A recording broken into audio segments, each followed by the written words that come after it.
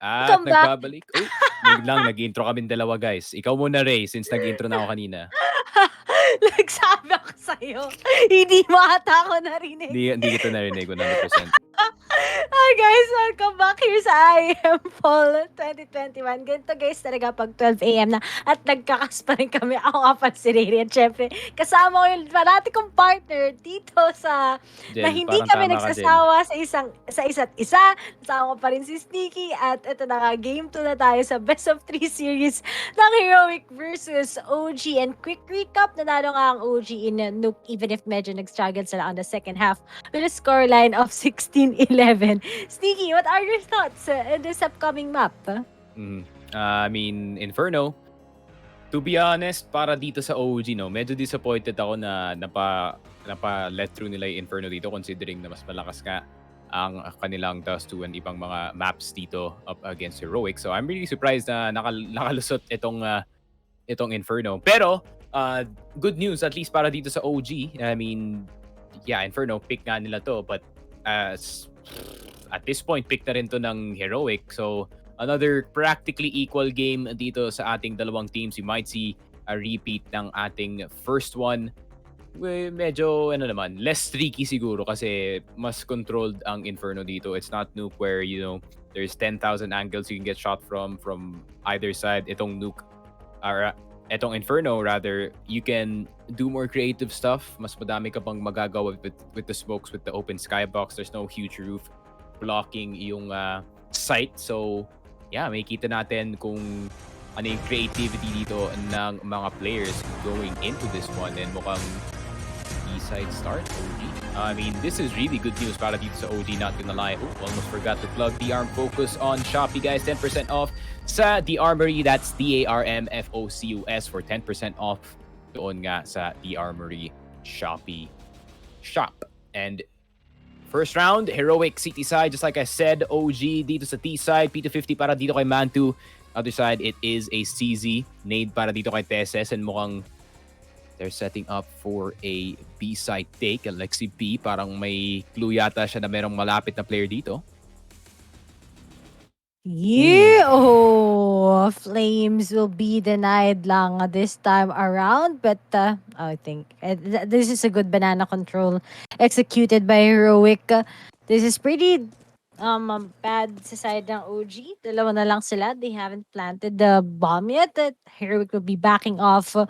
Plus, I think Inferno, to add more of what you said earlier, is a good lineup map talaga. Kasi I mean, there's some lineups in Nuke, but then in Inferno talaga, it takes a lot of the setups. It's very important. Just one gap, it's gonna be favoring sa enemy mo instead sa inyo. So, those are the inconsistencies sometimes pag nagkaroon ka ng mali sa utility, hindi na talaga papabor sa inyo. But as we see here, gusto pa rin ilaban ng OG. Tinamahan si Staven. Konti na nahaplos. Pero okay yan. Gets a Nico. Wild with a one tap. But it's just only 56 HP. And Kadian gets it. Heroic, maybe they can define the first half of this game at gusto pa nila magkaroon ng Mirage. But if we take a look on the stats ng teams na to, Inferno is the best map so far ng OG, and they're more of a well-balanced team. It's a 49 to 53% kaysa sa Heroic na city side type of team talaga sila. But let's see. Pistol round pa lang naman sa OG, they usually lose a lot of pistol rounds. But as for the side of Heroic, makaka-force na nga sila kagad ng some ARs and SMGs. And looks like Kadian, even if he's blinded, he gets two. But Val bridges are straight. Pero nadulas lang sa harapan, and Refresh gets two. Heroic still, syempre, mas pabor talaga sa kanila ito, 2-0. Sayang yun, galing dito sa OG. If they got 2 rifles down para dito sa Heroic, that would have been a huge loss para sa kanila. Pero Refresh and Teses sticking to those MP9s. Mukhang, yeah, going into the round 3, medyo may advantage dito ang OG when it comes to weaponry, problema, meron ng AWP dito si KBN. And that could be really dangerous sa side ng OG considering that the round can just start into a 5v4 pag nakuha nila yung banana control dito. And how OG plays the map, they play it slow. So itong Heroic, they're just trying to force their way in. Never mind, it's actually OG forcing their way in dito sa A site. And maghahanap na sila ng pincer strat dito. Maybe get some control. Uy, pero Tese, spraying through the smoke, doing some damage. Walang nag-check ng pit. Bakit ka dumiretso sa site, Valde? You have a good smoke, pero it's just with a really good spray through the smoke. Refresh na dito sa likod ng site. Flames tried to get the taps and nakuha na dito si Refresh, but this round is looking grim para sa side ng OG. Alexi B with that free fire. Yun lang, he's gonna get peeked by two people at the same time. Flames getting that headshot dito kay Josh. Now it's a 1v2. Tessa's getting a kill dito kay Alexi B. Flames, you're gonna have to go huge with this AK-47. Nakakuha siya ng isa. Will he get two? And yun na nga! Yun na nga ang kailangan doon na ng OG. And Flames once again saving OG from certain doom dito sa ating third round. And Heroic, you still have a bit of economy to work with, but what a momentum breaker galing dito kay Flames. Ames, the deny guy talaga. But then, OG, let's give it to Heroic then, kind of. That was a clutch by Flames. But then, some of the members ng OG, they're not checking corners. Mali din sa nuka. Kanina pa nila ginagawa to and they haven't gotten a grasp of it yet. But at least, maso-survive nila ito instead of a 3-0 on coming from their force buy. They are able to save a day. We gotta give it to Flames. But then with those Mac 10s, how will they be able to enter into a site? Pero medyo kompleto naman sila pagdating sa utilities. They prioritize that all over the ARs. But as they make a move, binigay ng Heroic ang banana. Most likely, magsiset up ng OG going into B. Kapag nakapagkaltas na nga nila kagad yung dalawa, naghihintay sa B side. This might be a possible win for them once again. Pero sinabayan na nga ng kaliwat kanan na flash. They will be coming in from ruin. They want to put on a sandwich between Kajan. And speaking of Alexi, tinalo na si Kajan. He's only setting up around, but he gets one. But he goes space through the smoke. And we still have 7 waiting up for them. And it's going to be Stooge and Refresh, the remaining guys of Heroic. And they will be saving this time around. It's such a good treat to see a set like that happen para dito sa OG. Everything went right para sa kanila. They got city control. And ibang mga Heroic players dito, they could not react. They could not just rotate papasok dito sa site kasi meron pa silang threat ng deep city smoke na yun. And the rest of the Heroic squad, the 3 members that were in the site, pincer strat lang. Tamang pincer strat lang. They got pinched into the site and numbers game na lang para dito sa OG. Wala nang magawa ang mga Heroic players dito. And yun na nga, 2-2 OG, considering na kagaya nga ng sinabi mo kanina, Ray, city side is more of a preference para dito sa Heroic. So the more rounds na kinokolekta dito ng OG, the more that they lose going into the next half. You don't want to give that to OG. Pero nga lang, Biruin mo, nag-pop ka ng tatlong flash sa B-side. Tapos, ang ganda nung naging rotation nila. Hindi sila nag-commit kagad. Instead, they went into ruins. And finally, they got a good hold. They denied the 3 guys waiting for them at sa mismong site. Kasi kapag hindi nila ginawa yun, sa tingin ko, it could have been favored Heroic also kasi they're just hiding behind the pillars. But that was a good control from OG. And we're gonna be expecting a lot from them also in their T side. As you can see, the advantage when it comes sa mga barrel. Sush together. Actually, si Sush lang ngayon ang may barrel. At OG is just gonna be favoring them so far. But Matu haven't gotten a kill yet with that op. But at least we have a lot of their team surviving so far. But looking at it, Vald with this quick setup lang naman sa A side. Medyo nililito pa nila. They're taking things slow once again. But every time that they get a good hold of the banana, I think that's gonna be favoring them so far. Pero wala pa kagad silang malaking ginagawa dito. As they're just gonna be taking things as their pace. But I think much better if they decided to go sa A. Lahat ng mga member ng Heroic nasa B side na. Hello? Oh, that's a stack. Marami yan. Okay, habulin natin lang. I think Tessus wants to go and move forward. And speaking of, alam na nila na meron, but they will be popping up some utilities. And speaking of, they want to start the party here in B side as some of them will be going sa A na. Already predicted na ang stock ng Heroic this time around as all of them are just gonna be taking up the corners and go to A side. Pero ito, maghahabol na behind the scenes ang Heroic. Malay mo ma-eco round nila, but I think that's gonna be impossible knowing that they only have a one M4 A1S and the rest are just some USPs here. And speak of Nico, he sees Tetris na naghabol sa kanila.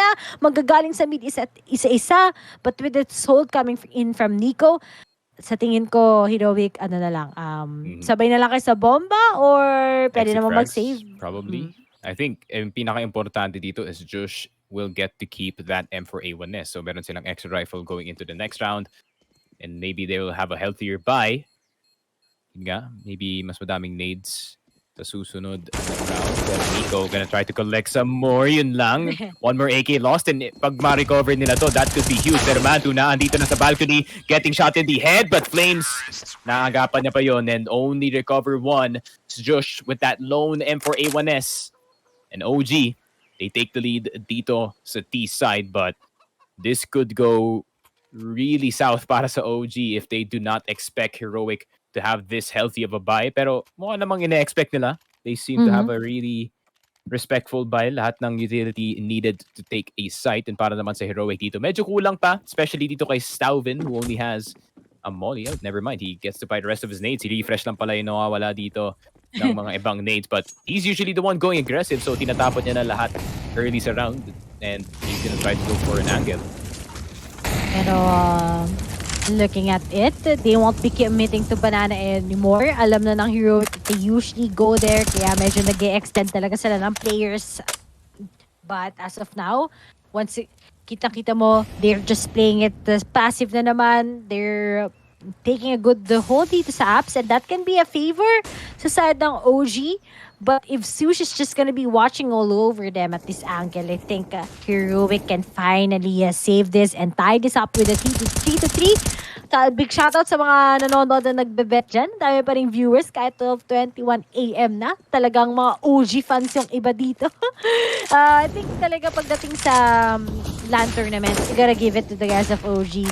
They have that much better advantage unless if Kaden will be able to save the day sa Heroic. I'm expecting much more from him pero buti na lang tamang-tama yung Kobe na yun, Flames and together with Alexi, nabawasan na nga sila sobra-sobra. Staven pops up that smoke, delaying so much for the side of OG. Tumawid lang siya this time around, but hasn't gotten a move yet. 30 seconds na lang to How will OG make a move once again? Pero mukhang magsiset up na sila. They need to commit it. It's now or never game. And taking off, he sees the one. And Tessus with the crossfire itself. It was too late to apologize aside ng OG. And it's gonna be looking better. Heroic. And that's it. Yep, miscommunication dito sa side ng OG. That flash from Nico. Bulag yung dalawang members dito ng OG. And it was just an easy pick para sa side ng Heroic. Basically, everyone was just blind trying to get into the site and refresh as well. Sumama pa yung mga ibang flash dito ng Heroic. OG, they did not know where to dodge and they were just seeing white as they entered the site. And yun lang. Heroic get one back pero OG, meron pa naman silang buy dito and they can make a set happen. But Heroic answering this quickly. No, I think we're gonna be in for a really, really close game. I do think this is a 19, Joke lang. Ayoko 1960, mga ganun. 1916, tapos may OT pa. Ay, tapos may third map pa. Hindi, joke lang. Ayoko na mangyari yun. Kung gusto nyo namang magkaroon ng third map, pwede pa. Pero gusto nyo ng third map, huwag nyo na gawing OT yung second map. Bawiin nyo lang sa third map. But kidding aside, the needs are really connecting. Sa side ng Heroic. Oh my God! God, Mantu? Okay. That was fast. Oh, binibigla tayo ng OG? Okay. This is really crazy, Mantu.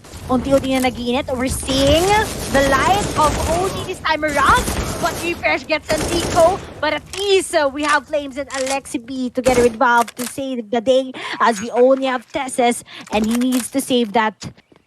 Yan na nga. Magsisave na lang talaga siya. Ayaw mong gumastos at ibigay pa yung kill na yan plus yung M4A1S. Siyempre, pupulutin ng OG yan. And that's it.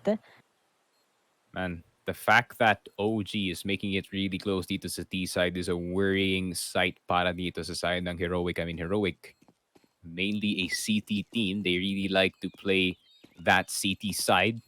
So, OG collecting this much rounds and especially yung nature ng mga rounds na kung paano sila nagpa-back and forth. No one's lost bonus is going up.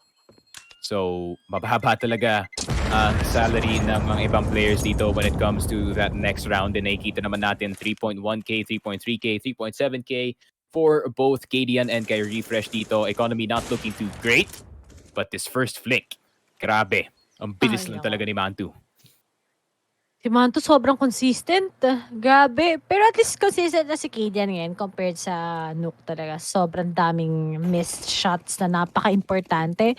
But then, looking at OG side, the fact that it's already 4, it's really big.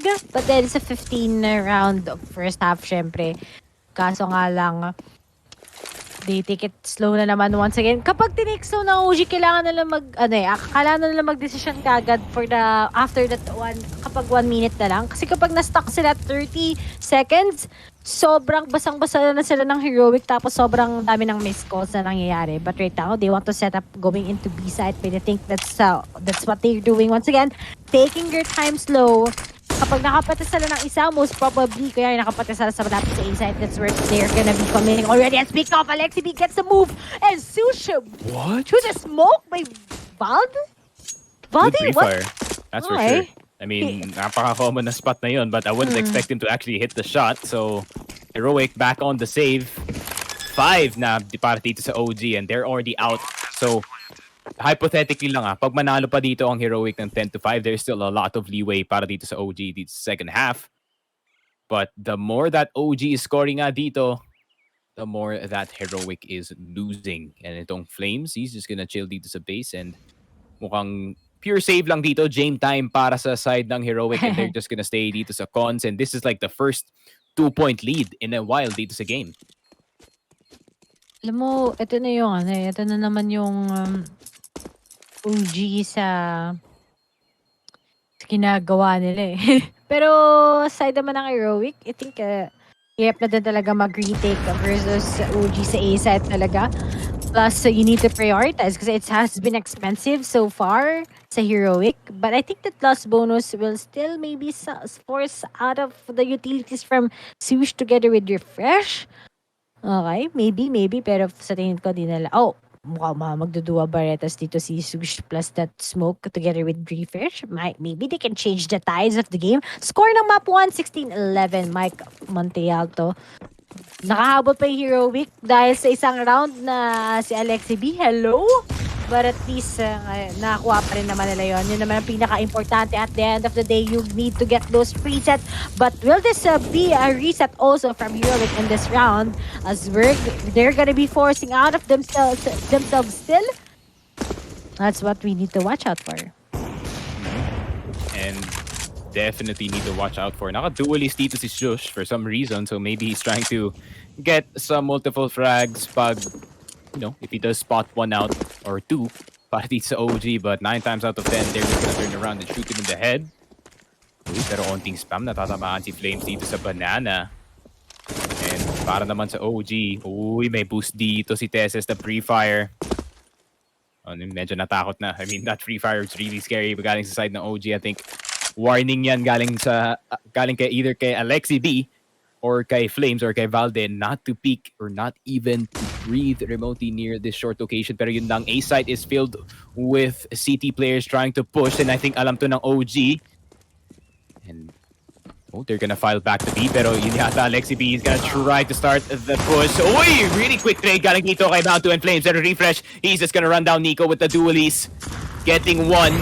Dalawang headshot, Molotov, lahat, Mantu, yun lang. Ikaw yung sunod na biktima! He flicks back! And he gets Flames as well! Teka lang! Refreshing the economy here para dito sa Heroic. Refreshing the hopes that they can get this round. Free Fire is gonna come in. Valde getting the kill dito kay Refresh. Pero Teses, yun lang, KDN nasa side using the USP and is gonna work out in his favor. Refresh once again, saving itong Heroic, doing some heroics for Heroic. And yun lang. I thought that OG had that round in the bag, pero may biglang nagkakardo-dalisay dito sa apartments with that dualies. Hindi ko talaga in-expect that he would get that third kill. Heroic, get that one. Fresh. This is a quick playstyle coming from him, having the total domination all over the app side. And that was like important around din. Kasi kapag hindi pa, mapapaforce talaga yung Heroic mag-save once again. And Cadian sees the head of Alexi P and looks like OG is currently struggling right now because that round could have been for them. Pero they were distracted by Refresh. But as of now, they don't have enough time left. But Cadian will be missing once again. But we have Refresh. Refresh to save the day once again. Flames will be going down. Isa-isa na sila napipick off and we only have a Mantu. But will Mantu save? Yep, he needs to save that. And he will be running back off. Pagtatago na lang siya most likely sa Mexico. Din siya magtatago sa Mexico. Babalik na lang siya ng T-spawn. And maybe just go for the exit frags just in case Heroic can finally think that, gusto pala mag-save ng OG. Pupuntahan na lang namin ngayon si Mantu. Kailangan din siya mag-miss sa mga shots niya dahil mukhang hahanapin na talaga siya ngayon, denying that potential op still in the next round. Uy, may naspatan siya dito sa banana. He's gonna try to get that pick, pero he already revealed his location. Hindi na may Heroic. Lahat na sila papunta dito sa base. Nandig yata nila may nag-scope dito sa right, so really hesitant to peek. Uy, Mantu. Uy, getting the first kill dito kay Josh. If he can do as much damage dito sa kanilang economy, then this could be huge para sa kanya. There's already a person crawling from his right. Tamang check lang ng corners dito si Mantu. Pag nakita na dito si Tesses, this would be huge. Yun lang. He flicked to the right, but the person is on the left. 5-5 Heroic. Mukhang yung city side buff nila. Gagana na yata this time. And fortunately para dito sa Heroic OG, they do not have too much money to work with. So mag-half buy yata sila dito. Valde with that CZ. But the rest of the squad, just gonna stick to those Glocks and onting utility lang just to maybe try to get a cheese strat going. Baka makakuha pa sila ng round with those Glocks. We are not so sure, but we'll just have to wait and see. SS, wala siyang nakita doon, and he's just gonna go straight dito sa second mid, the double nade. KDN getting the first one, pero si Staubin na dito sa corner. Hindi nila chinekin ng the spray is about to come in. The spray control is insane. Galing dito kay Staubin. He's gonna get 3 with that AK-47. Flash is gonna come out para dito kay Alexi P, but it is not looking likely. As 6-5, this B site is cleared of OG players. Yun na nga, Heroic getting that one 6-5 and they get the lead back. Napaka-importante para dito sa Heroic, especially kasi this city side is gonna be the pace setter para dito sa kanila, and seems like if they can get this one back, then they can get the rest of the half. But then the fact that OG is 5 at the D side, I think that's pretty big already. But Heroic denied yung pagpunta Gristabit going to mid. The mid control isn't working at all. But Refresh, still, hindi pa siya napipick off right now. Tatlo na lang ang natitira. They're stuck in the corner. He wants to push through with the smoke. But will he be able to take them out? Will they finally go? No, where he is. He's stuck in between. And speaking of, already expected right now by Valde, they can just push into B side. But we have Sush waiting for them, and he's already been punished. He takes out that nade. But Valde right now, marunong siya maghabol. He takes Sush out, and we only have Cadian. But I really do think he still wants to manage and clutch this one. He still have that pop flash. He still have that smoke, and that's gonna be helping him as he needs to take this out against OG. He has a lot of potential coming right up, but looks like Valde wants to risk this. Anong ginagawa ni Valde? Hindi pa siya nagbigay ng information. He's playing it out, but Cadian will be at barbecue already. Pero mukhang hindi niya alam na meron nasa smoke side agad. Pero halang off. Valde, he's really waiting for it. Sobrang patient si Valde. Ayan na. Pinik na. Pinik pa nga yung teammate. You could have just killed him the first time, man. You could have had one more AK going into the next round. Pero to each their own. Kung gusto mo i-bait yung teammate, no, then go ahead. Get the win. Pero Wala eh. Heroic. They couldn't get it in the end. Ganda sana ng spot dito ni Refresh. Kaso, Hindi.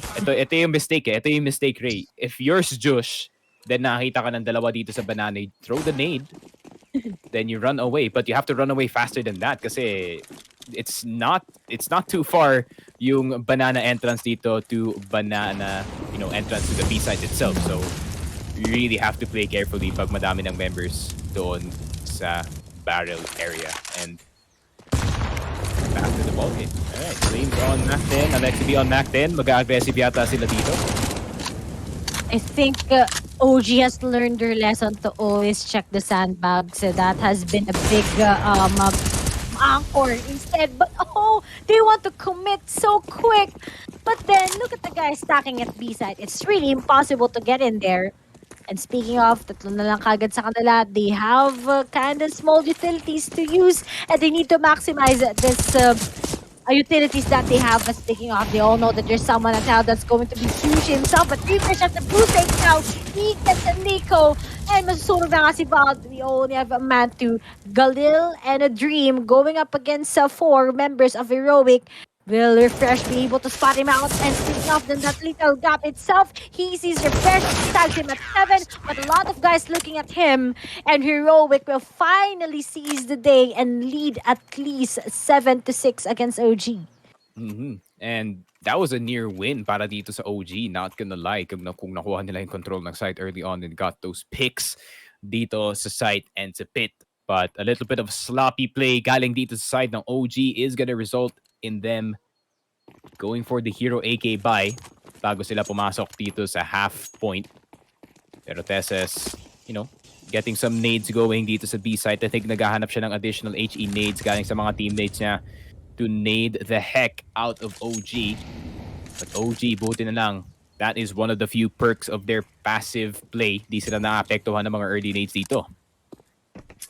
Na natin kung ano ba ang gusto ng i-execute ng OG. I mean, it's a 6, but syempre you want to make that opportunity from you. But as Vald goes with the heroic buy, hero buy na lang kasi heroic ang kanilang kalaban. Will this be effective? But as they play it slowly na naman, nagiging biktima talaga sila ng heroic sa may banana kapag nag-extend sila papuntang sandbags. Alam mo na na heroic talaga ang ganda ng angles nila dito. They know how they will be capitalizing on that. But the timing from Valdi himself denies Kevin. And this is gonna be big because Mantu will be able to get out a gun himself. And it's going to be a 5v3. But will this be a retake from heroic? Wag na. Sobrang wala na kayong pera. Ang expensive sa city. Masyadong mahal sa city side. And OG still wins that eco. That's an eco. That's an eco. Like, I mean, that first kill really opened things up para dito sa OG. That initial headshot dun sa city player really made Heroic lose control of the rest of the site. And ang ginawa na lang ng mga ibang OG members dito, Mantu just running into CT knowing na medyo caught off guard pa ang mga ibang defenders dito sa A site. Pumasok na lang siya sa cons, getting that last player down, and OG playing aggressive really paid off para sa kanila, and it is now 7-7. Heroic, you might be in hot water kasi, I mean, those stats not looking too good dun sa T side. And if Valve can pull these type of shots in these type of rounds, ako dangerous talaga para dito sa side ng Heroic. So nga lang, that itself, yung timing talaga. If Valve wasn't able to do that, wala talaga. It's gonna be most likely maybe a 6-9 na scoreline. But right now, it's currently tied. Kung sino man mananalo dito, we'll just have a 1-point lead. But remember, when it's CT sa OG, they know how to capitalize on it. It's quite scary for the pace that we have sa side ng Heroic because it's much weaker when they're on their key side. But looks like Staven, he wants to be aggressive in Banana since the guys of OG aren't appearing right now on the map of in the part of Banana.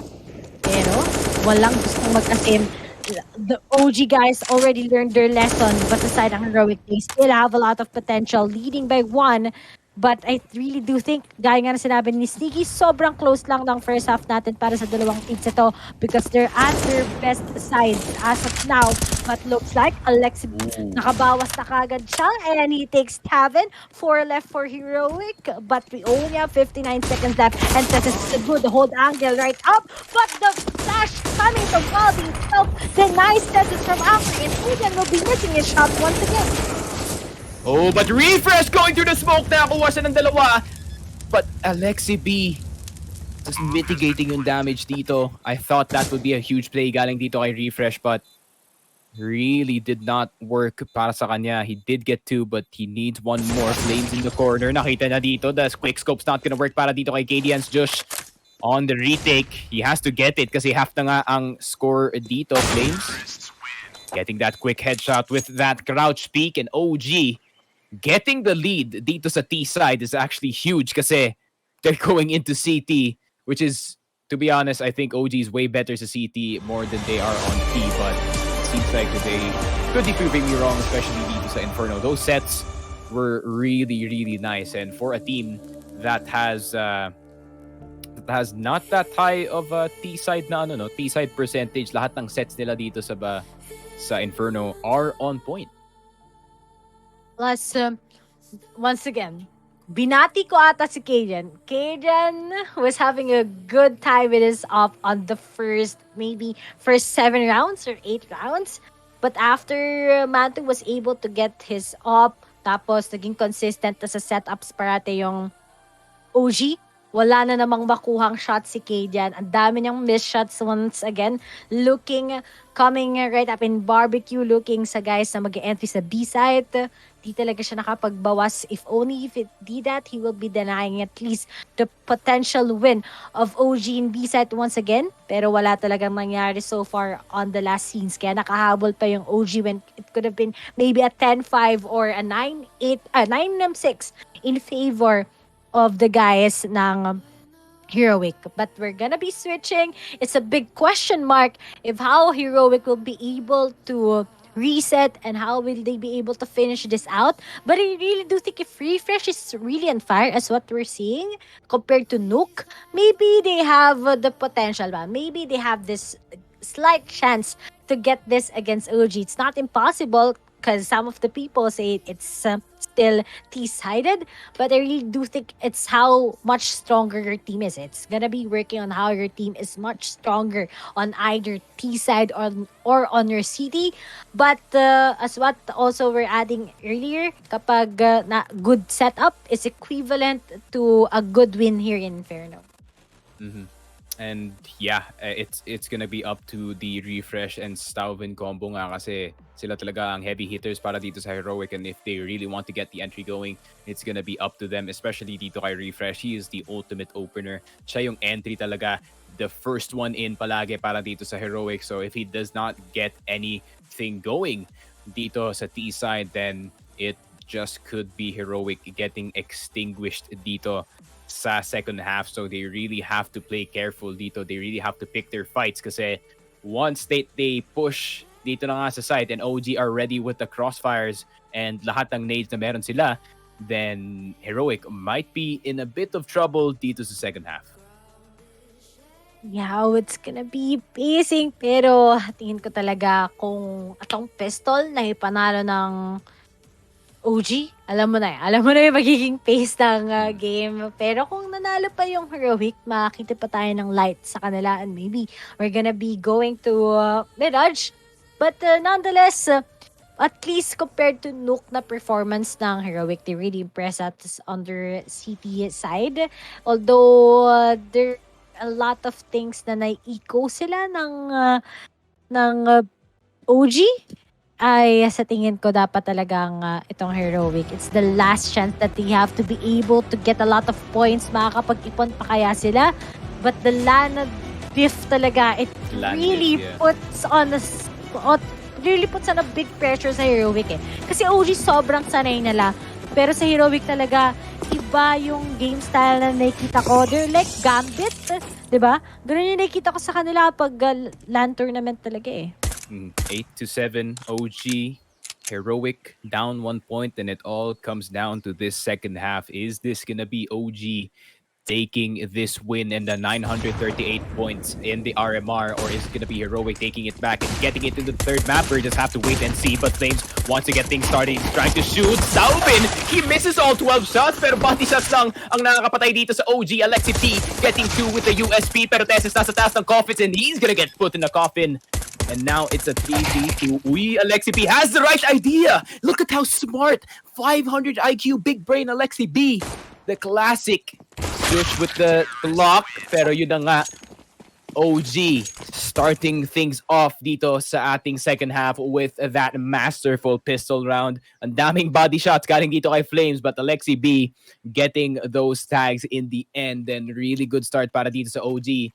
And Heroic, are you gonna go for that force buy? If not, kukonsid yata nila yung 10th round dito para sa OG, and not the best look para sa kanila.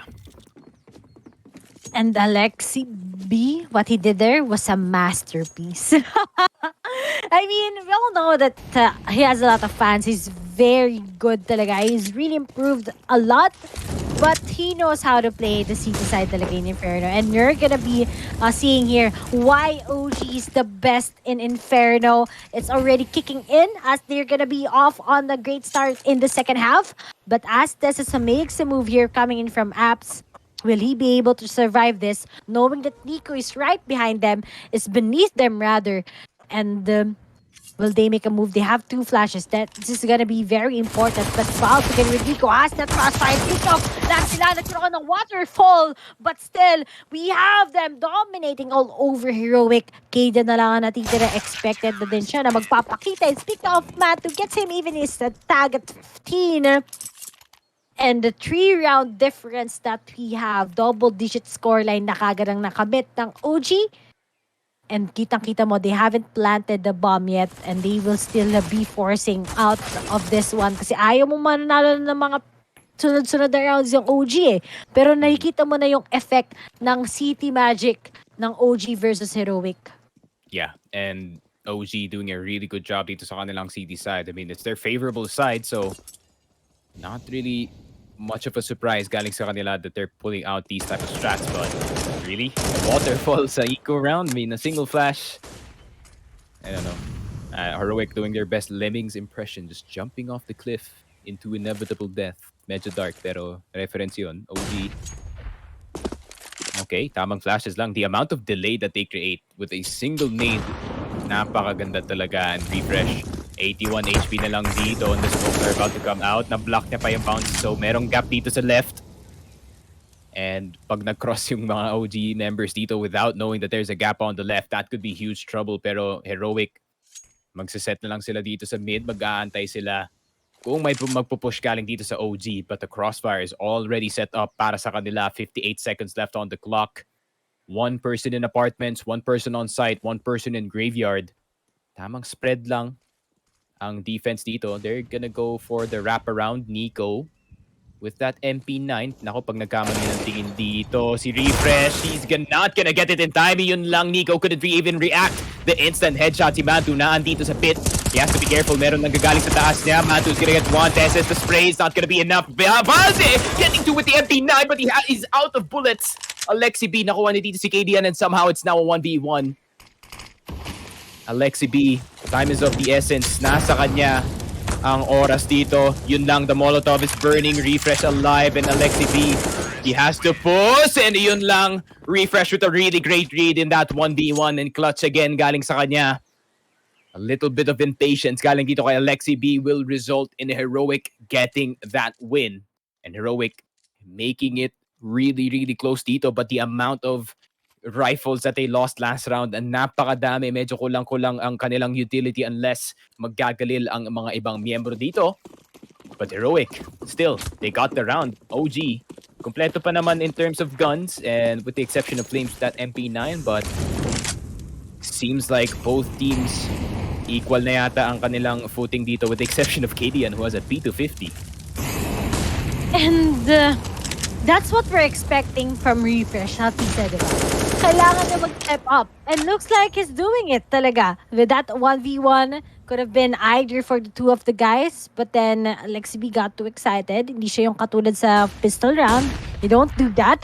But they all know that they're gonna be going down, and that's actually South who's gonna hit it. But then Nico right behind here in the pit, he gets help. He will be helping his teammate. Denied na naman itong push coming in from the guys of Heroic.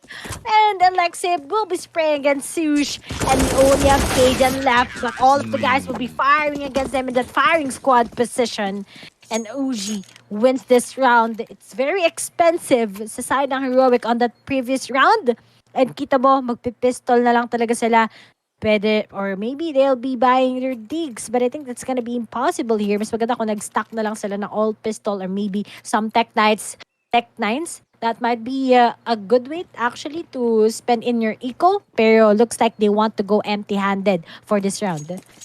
And masyado silang natagalan, to be honest, with that apartments push. And that's not the best push to go for, especially Dami Kimberel. You're fighting into a choke point. Pero Alexi B getting the spray in flames, killing someone with his flames. Nade. Just is dead? No. Uy, medyo late yung putok ng nade, pero still getting the kill in the end. Tesses and refresh na lang. Valde with the collection and Glock and a dream para dito kay Tesses. Ticket ka na lang, Lodi. It's not looking likely. 1 minute 20. Dami naghahanap sa'yo.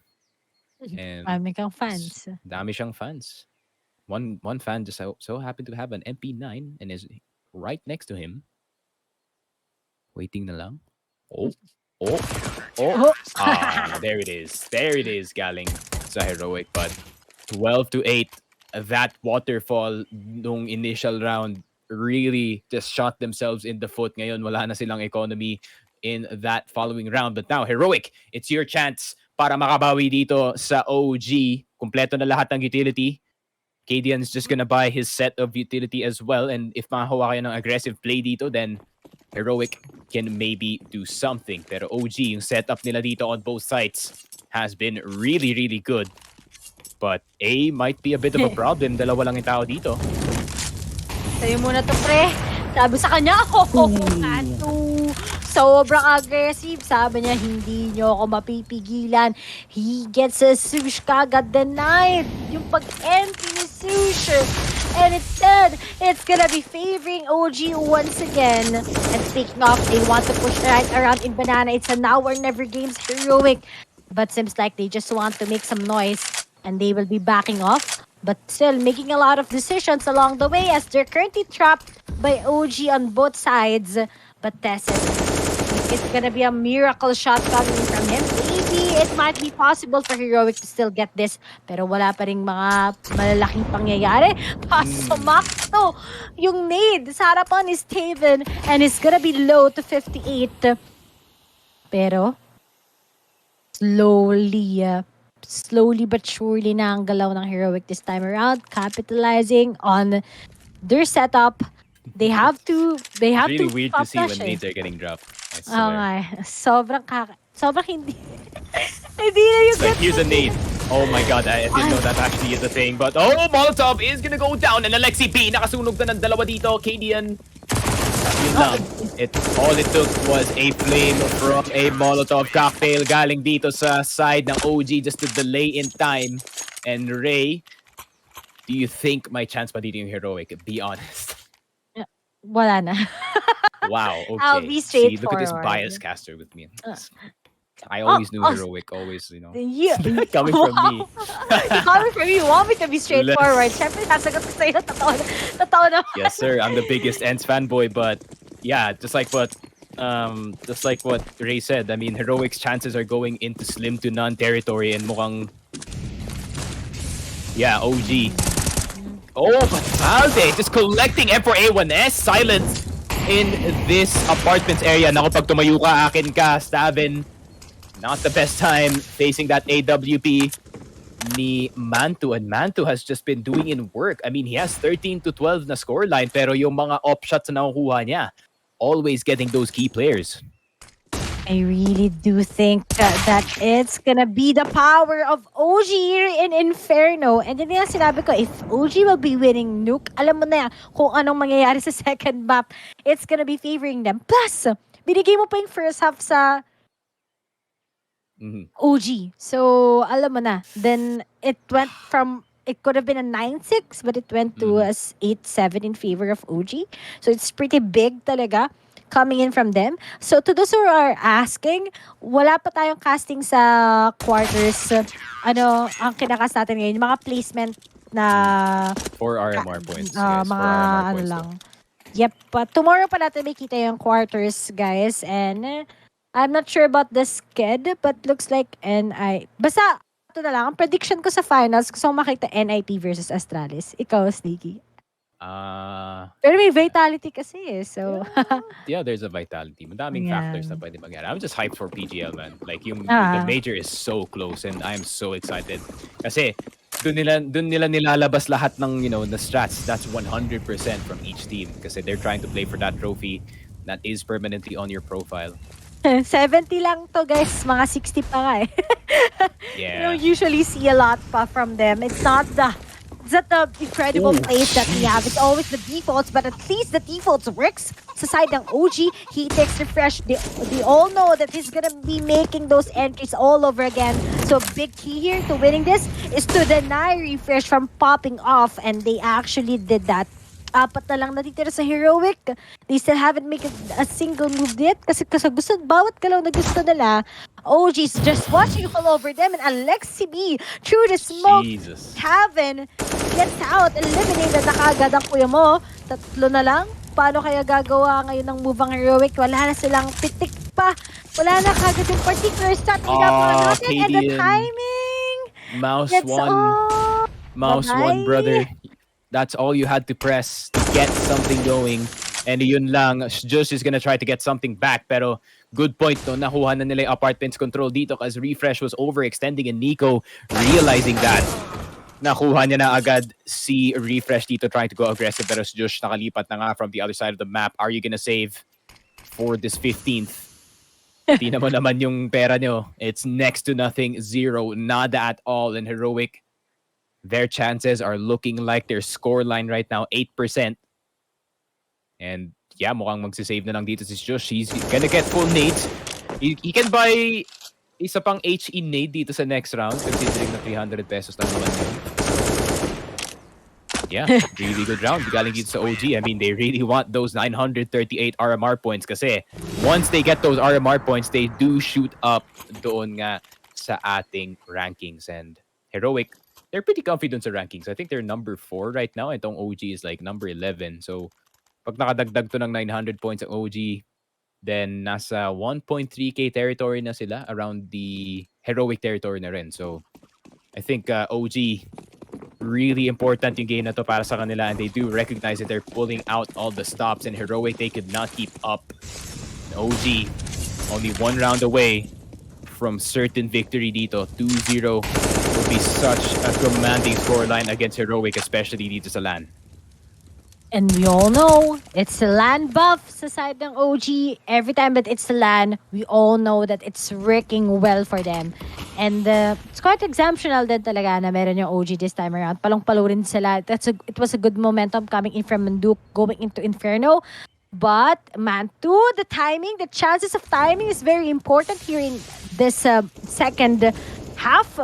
Kaso wala pa. Nag-cross na lang si Tessus dito. This might be the key plays that we're waiting in coming from Heroic.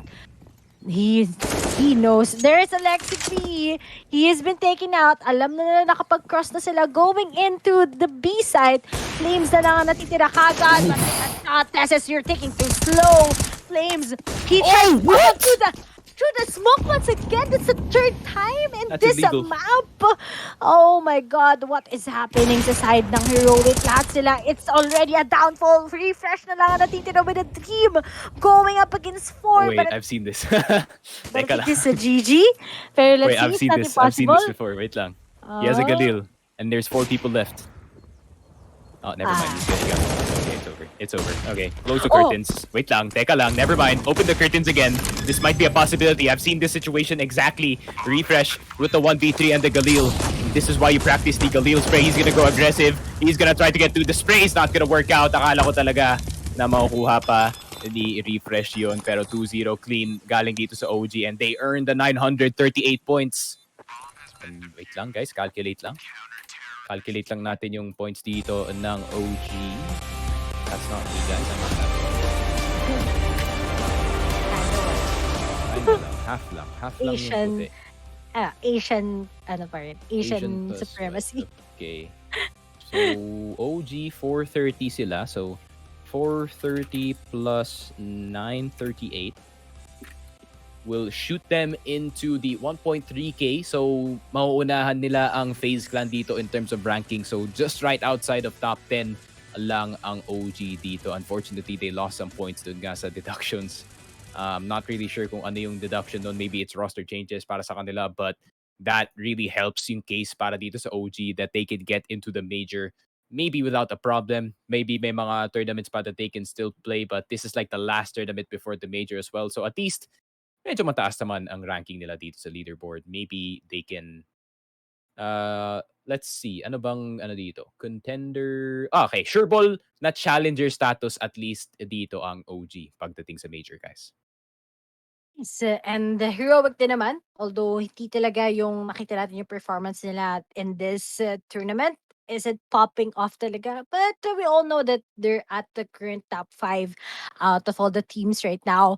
And we can see that maybe may chances pa sa kanila mag-improve, and maybe also naalala talaga nilang i-work out yung mga inconsistencies nila during LAN tournaments. Kasi once we're gonna be going, syempre, sa majors, it's gonna be LAN. It's gonna be a different setup coming in from all of the teams. So they need to grab those chance talaga so that they can actually just dominate all over other teams na may mas magandang LAN experience. But nonetheless, ang ganda ng mga pinakita talaga ng OG this time around. I think it was a different style talaga. And that's what we're expecting from them. Tuwing LANs, buff talaga sila compared sa Heroic.